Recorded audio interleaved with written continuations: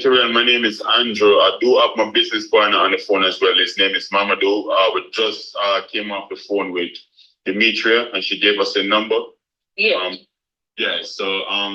We're just reaching out because she was telling us a little bit of what's going on with the property.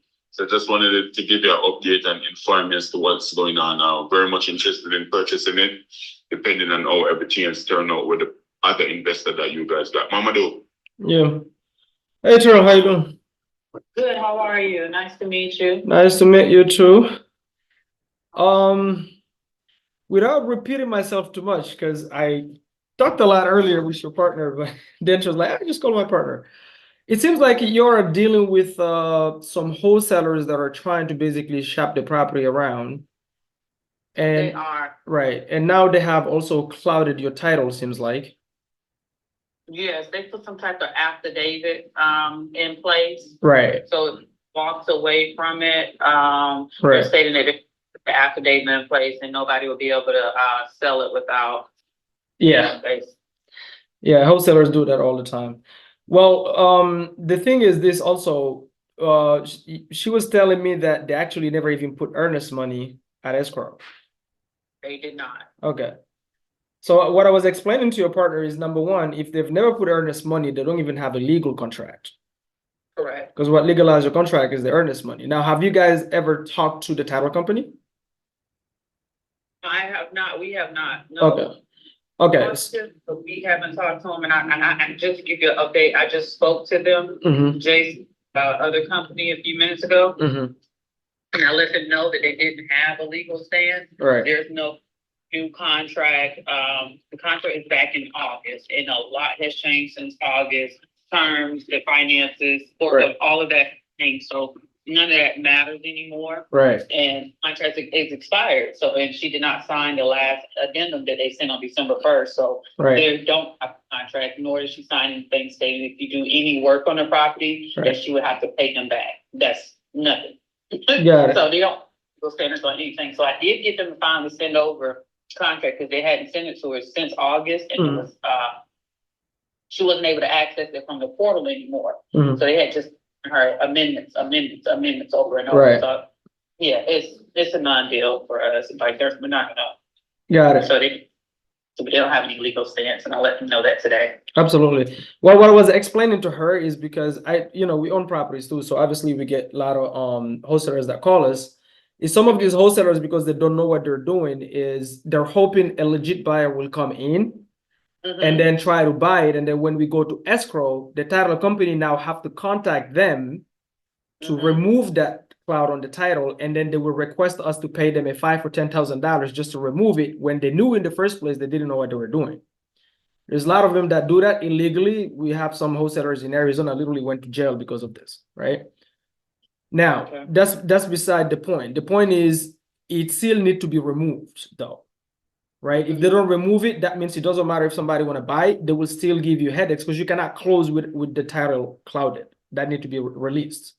So I'm assuming they're not willing to release it because your partner also said they spent some money in the house for to fix something, if I'm not mistaken. Yeah, $650. Got it. That's it. What was that their idea, or was that like whose idea was it for them to go ahead and fix anything in the house they don't own?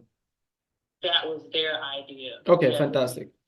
So like I was telling your partner, this happens, right? If you're a legit investor, part of investment is sometimes you lose. If you take a decision to go ahead and spend money on a house you don't own up front, you don't know yet your exit, and then you lose it, well, you have to be okay with that. The problem with the wholesalers is most of them don't have, and I'm not trying to sound arrogant, they don't have any money in their bank account, so 650 is a big deal, right? Yeah. So that's probably why they're scrambling to at least get that back. But what y'all can do legally is, because the title company, if you know which title company they're using, they're a neutral party. They don't work for you, they don't work for the buyer, right? They're supposed to be a neutral party, right? So you all have to call in and talk to the actual closing attorney and say, hey, here's the situation. We have a contract with this company. They said the open escrow with y'all, and the contract had already expired legally, but also they've never even put earnest money. So they actually don't have a legal contract, and now they've clouded title. What can we do? How can we get it released? The attorney is supposed to help you release this cloud on title. Okay. Because these wholesalers, sometimes all they need is a little threat from an attorney because they cannot afford an attorney, they'll back out. Sometimes it works, sometimes it don't. But at the end of the day, they don't have any legal ground to stand on anyway. Now, most closing attorneys also that knows what they're doing, they will override this cloud anyway. Like as soon as they see a copy of the contract, they'll go, oh, F this, I'll still close because they don't have any legal right to have it anyway. So there's no risk in terms of us giving you title insurance as the new buyer. Even if they come, they don't have any legal stance to come after us. So some title companies will close, not a problem. Some won't. Does that make sense? Yes. Okay. So that's all I was explaining to your partner, that you'll have to make that call first to the title company to make sure to see what that attorney says. And then after, because I've dealt with this so many times, I've had so many sellers lose their homes at the auction because of freaking wholesalers that don't know what they're doing. It just pisses me off. So once you get an answer, if the attorney can help, great. If they cannot help, then we can step in and help, because we can talk to these wholesalers and then, tell them, like, our attorney will reach out to them, right? Right. We would love to see a copy of their contract. If you have it, that would be super helpful. I do have it. Okay, at that point. Okay. I realized it looked like this. We wouldn't have even. Okay, got it. Fantastic. So, I just did a deal like this just in August. okay. And our contract was still, it looked a lot more decent than what that they sent over, so this doesn't make sense. Meaning you bought a new property recently? I mean, I just sold one. Oh, you said, okay. Are you like full-time investors or you're? No, I did this a couple of years ago and just kind of started back up a little bit with my property to move us out to Gwinnett County. So Got it. I knew about it, how it works, so I just did it for my property. Okay, cool. So what with this property, with that being said, what is your ideal scenario? Is it to sell it or sell it or to keep it right now?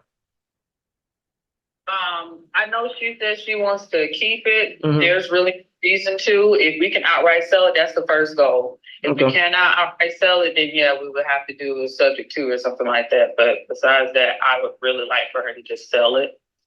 Got it. Well, if you sell it subject to, you're selling it. What do you mean by Well, her name will still be tied to it. So say, even if you have a third party investor or something, or a third party person that you're going through to make sure the payments are made or whatever, and you die or whatever, the whole company goes down. Her name is still tied to it. So outright selling it, her name's not. Oh, you're talking about the loan?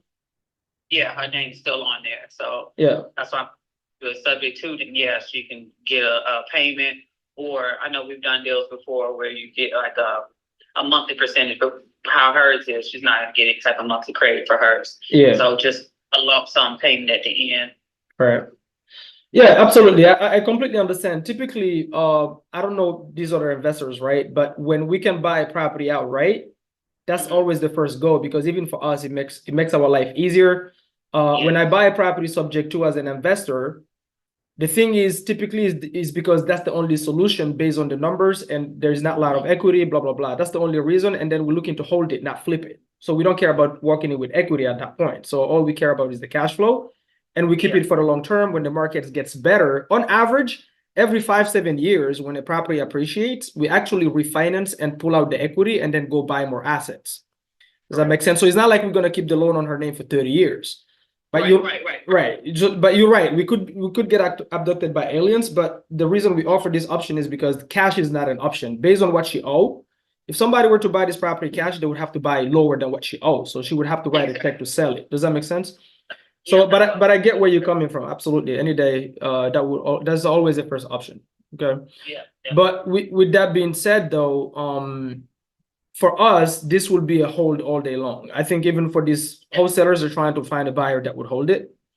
Yeah. And I've looked at the monthly payment that you have right now is $200 over what market rent, regular rental could rent in that area, seems like. So now we have 7 different buy and hold exit strategies for us. We don't just do regular rentals. I hate regular rentals. I don't like dealing with headaches with tenants just for $200 a month, right? So, but we do like things like midterms. We also have companies that we work with that do like sober living or assisted living, and they rent it to us as a corporate lease and those type of things. So typically they pay a little bit higher than market rent. So that will be our goal. And then we also have, like, we just closed on one in Covington. Same scenario here, like the seller was also in pre-foreclosure. no equity at all, and it was negative rental. What we did is we financed it to a family, and we became their bank in the back end. You know, like families that have great jobs, great income, but they cannot qualify through Chase or Bank of America because of their credit. Correct. So we financed them. It took us 3 months to find somebody because the problem is we gotta go through a lot of vetting. That's number one. Number two, with the economy right now, that's just reality. Inflation is hammering the average person. So most people actually don't have the money to put a down payment and all those things, right? Exactly. So it just takes a little bit more time. So what I was telling her, for us, we're absolutely interested. That's number one. Number two, we're not looking to shop it around and bring a buyer. We're the buyer. But number three, she already paused the auction, seems like, with a COVID forbearance. I think she told me till February at least. Okay. So I told her a loan modification is not a good idea because quote unquote, technically you'll have a great interest rate right now, because if she does a loan mod now, this thing is going up to 7%, right? Correct. That will double kill the deal. So for me, if we're gonna work together, we just need about 15 days to market it to the people that we work with and see who will be interested and what exit we will pick at that point before we close escrow. We just need to line up on our exit in terms of who we're going to lease the property to. Now, I haven't seen the property in terms of condition. I think Andrew told me he's going to need a light renovation. I don't know what that looks like. Yeah. But if there is no auction and we figure things out with these wholesalers here and that's solved, then we're definitely interested in the property. It's just we're going to need that at least 15 days to do our due diligence in terms of finding somebody, not due diligence in terms of inspections and all of that. We're definitely not going to spend any money in the property before we close, so you guys don't not to fear, don't need to. I was wondering why you do that. That's completely stupid. Completely stupid. So they have to be willing to lose it. I'm sorry. That's their problem. That's crazy. And really that's about it, because right now, Andrew, obviously, typically we don't spend a lot of energy trying to contact everybody we work with for a property until we know we're gonna actually get it, because we spend human resources and also like the admin assistant, we have to pay her to make those calls, right? So that's the only thing right here. Is really nothing much outside of that, but definitely getting rid of that title. We will help, not a problem. Once you talk to the attorney and we know what the response is, the title company, then I'll tell you exactly what we can do after that. If they can remove it, great. If they can't, then we'll handle it, especially if they don't have any legal ground to stand on. Yeah. And then we're just gonna need like 15 days or so to put it out and find a quote unquote tenant to put in the property and see where we're gonna take it.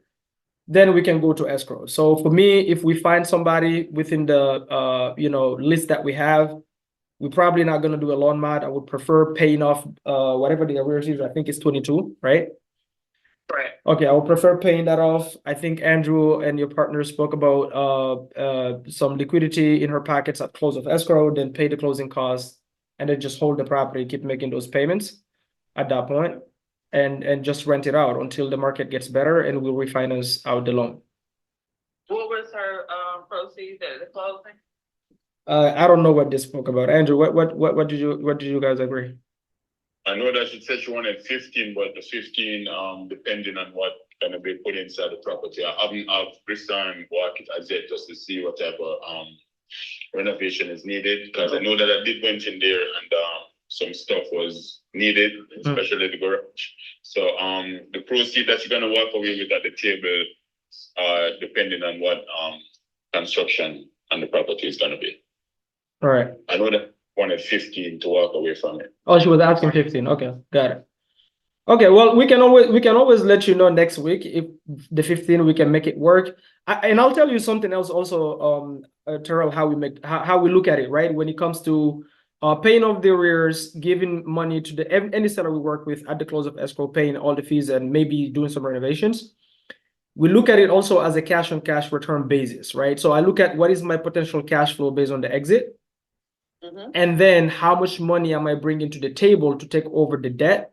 And does my cash on cash return also make sense at that point, right? Because sometimes, like some of the properties, the seller is like, hey, if you want to take over my debt, give me $100,000. Then you can, well, okay, but with 100,000, I can buy 3 properties. You know what I mean?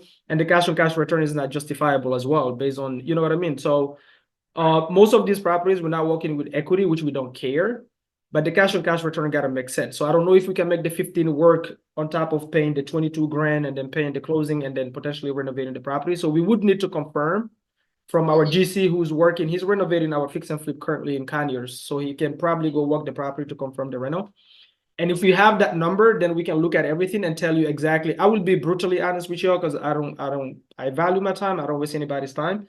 I will tell you what we can commit to and what we can do and what we can't. If we're not a good fit, it's all good. And then we can just maybe give you guys advice and follow up later, you know? Okay, that makes sense to me. I like it straightforward. All right.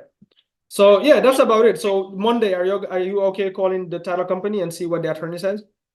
Yeah, that's what I have to figure out now because I don't know if they told her who the title company, well, not the title company, the closing attorney It is. should be on the contract. Yeah. If she has a copy, it should be there. Yeah, I'm gonna forward you the contract. Okay, please, yeah. Do you have Andrew's email? Yep, 1 second.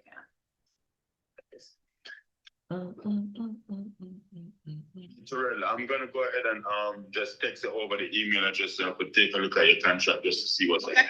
Okay, sounds good. Thank you so much. All right, thank you so much, Daryl. We'll talk on Monday, hopefully. Yep, sounds good. All right, have a Thank good you. one. All right, bye-bye.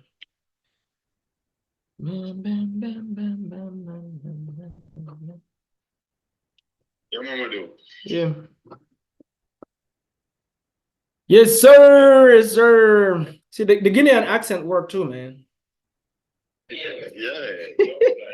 You sit down here, so you kind of taking this. So I'm kind of glad they actually go back over it again because me I learn while you talk. So you send it 2 times first to the lady and then now she kind of get how me can position myself with these calls.